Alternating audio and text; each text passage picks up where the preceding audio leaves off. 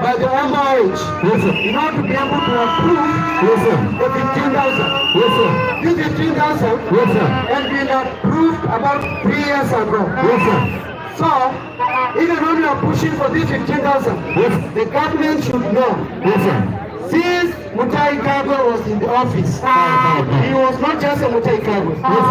He was the Minister for Health by then.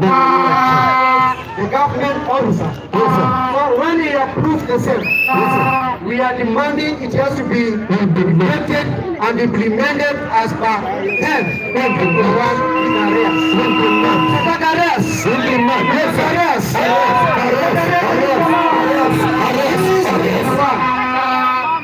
There is another issue that is bothering us, and that's why we are here. Our interns, they are the people who are taking care of our patients in the hospitals. In the level 4s, in the level 5s, the people who stay most of the time with these patients are our interns. So when our interns are being paid stipend of 15,000, 15,000. Inakaa inakuja hii.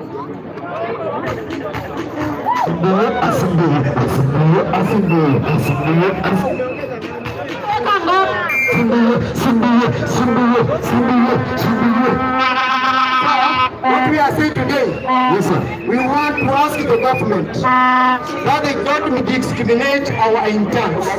Pay 15,000 is equivalent to what we pay our Shaba boys. Our interns are not Shaba boys.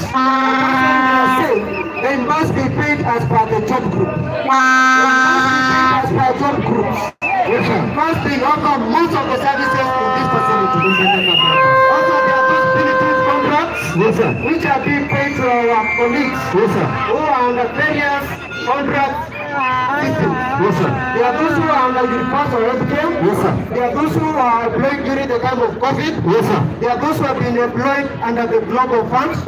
They have worked for more than 15 years. Without progression, without promotion, without opportunity going to school. That's why we are saying the government must change these punitive contracts to permanent and pensionable.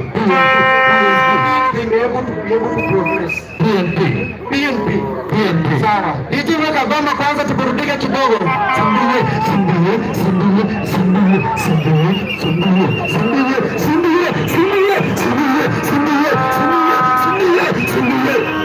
DJ Goma, DJ.